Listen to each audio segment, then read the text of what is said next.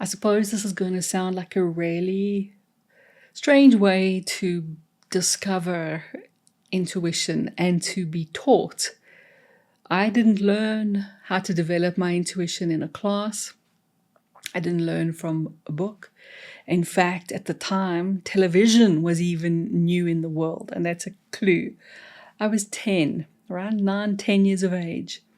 I'd already bumped into an inner guidance, what we call that inner voice. I mean, how many times have you thanked your little voice?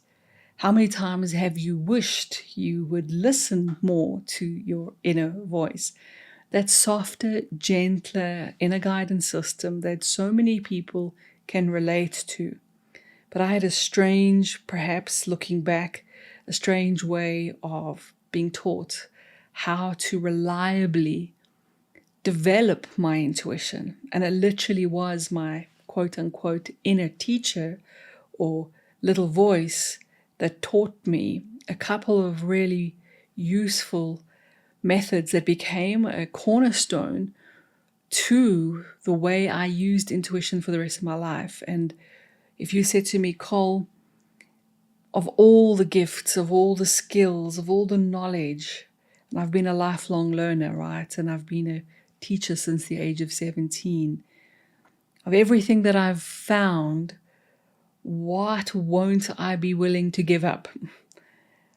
And it's intuition, but perhaps not intuition in the traditional sort of mainstream way of defining it or even using it. So let me tell you this original story, and packed into the story are a couple of clues that might be useful to you or not. So there I was, little 10-year-old, wandering around the school grounds. And what I'd started realizing, although part of me did wonder if I was imagining it, if I was perhaps nuts, which is always open to debate, yes. But there was this inner, let's say, what we call knowing that if I really slowed down and listened to and paid attention to, seemed to have a clue. And these knowings, let's say, always felt different, had a different texture to them, had a different quality to them than the normal chatter in my mind that was often just torturing me with doubt and feeling like I didn't belong and feeling incredibly shy. So in this particular moment that I remember, I'm wandering around and I have this thought that feels like this knowing, that feels like this guidance to play a game. And the game was that I would think of someone in my class, a random child, a boy or girl that I went to school with. And then I would now use this method that unpacked itself and evolved to go and find them. Now, there were a couple of areas where a person might be in this primary school. You could be at the tuck shop, canteen, which was an outdoor little, almost like a little building where people stood in queues to buy lunch. You could be near the netball courts where there was a big seating area of concrete steps, as well as a big grassed area, and there was a full perimeter around this massive courted area. Then there was a full soccer field, like a full-size grass soccer field. And to the one side of the soccer field, there was another area of garden and grass where kids used to sit in little huddled groups and boys used to play marbles by tossing them onto the drain lids. And then there were a few other small areas in and around. There was one other area in between some of the classrooms and this tuck shop area. So there were quite a few areas, and even the soccer field was pretty big. So this idea was that I would choose somebody and then I would try to work out where they were. Not where is Waldo or Wally or one of those games, right? But where was this friend? Where was this, although I say friend, I really only had one or two friends. Where was this classmate, this other pupil in all these spaces? So the first thing I tried to do was just to guess, just to randomly think, well, maybe they're there, maybe they're here. And then this guidance, this knowing came with this suggestion that instead of letting my mind just randomly guess, that I could use the felt sense in my body. And what that meant was for a moment closing my eyes and literally mapping the entire area of the junior school as if I could sense or feel the whole space mapped over my body. And I know that sounds strange, but it didn't feel strange at the moment. It felt like a game. It felt fun. It felt interesting. And so I would imagine this whole space, including all those various smaller spaces, as if I could feel them in my body. And then the idea arose that I might divide this whole space into a left and right, like as if I was drawing a line down the middle and going left, right, and therefore also dividing my body into a felt left and a felt right. And that I just dropped the question, are they left or right? Thinking of that person, imagining them, dropping this question left or right, and then waiting, noticing which half of the body responded, as if there was a little change somehow, a little difference. And so what it would invariably feel like is a very subtle feeling that perhaps I could describe as a solidness or like an awakeness. Nothing dramatic, nothing Hollywood. There were no lights. There was no epiphany. There was just this little, this little soft, this side of the body, yes.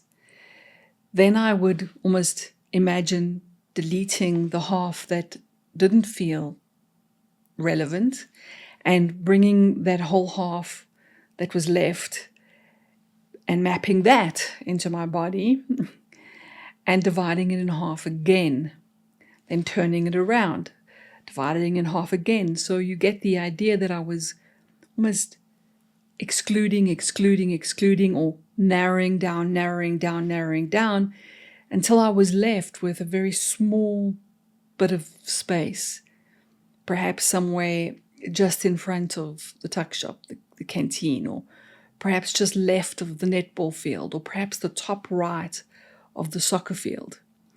And this whole process would take about 5 minutes. And then, of course, the excitement and the adrenaline, because as fast as my little legs could run, I would dash to that space to see if I could find the person I was looking for. And when I found them, which was more often than not, although there were some nots, and I learned from those too, because it was usually when I was too excited, too attached to, I've got it right the last 3 times, I'm going to get it right again, and too quick, not slow enough, not intentional enough. But when I would find the person standing there randomly or chatting to friends or something, it was just an extraordinary thing. It was both wonderful and terrifying all at the same time, because I was like, how is this possible? What's really going on here? And that began the journey of developing very ordinary, very reliable, intuitive skill that has always been anchored in slowing down, body awareness, never assuming that I'm translating it accurately always watching out for the mind, the ego, and realizing that truth has a feeling to it. The truth feels solid, it feels open, but that we cannot access truth when we are too attached to our thoughts, too attached to our, I want it to be this, I don't want it to be that. When we're not paying attention to the felt sense in the body. And I've also noticed that things that aren't fundamentally true, that don't belong to our path, that don't belong to who we are, have a closed feeling about them that we're not seeing clearly somehow. So the most accurate intuition I've noticed comes from a very open state of clear seeing and clear being. So if I'm in a closed state because I'm frightened, because I'm attached to the outcome, because I'm hoping for a particular thing, when my ego or arrogance or anything's in the way, then there's a tightness in the body and there's a tightness in the mind that prevents clear seeing. So the gift of those early years was simply to pay attention to the body and to realize that it was only when I could help my body to get to what I now call just simply open body, open heart, open mind, then I'm able to see clearly. Then I'm able to find a path. Then I'm able to discern. But that when my body is closed for any reason, that I'm not going to trust anything that just pops into my mind, because the chances of mistranslating, the chances of making an identity out of being intuitive, even worse, all those pitfalls come into play.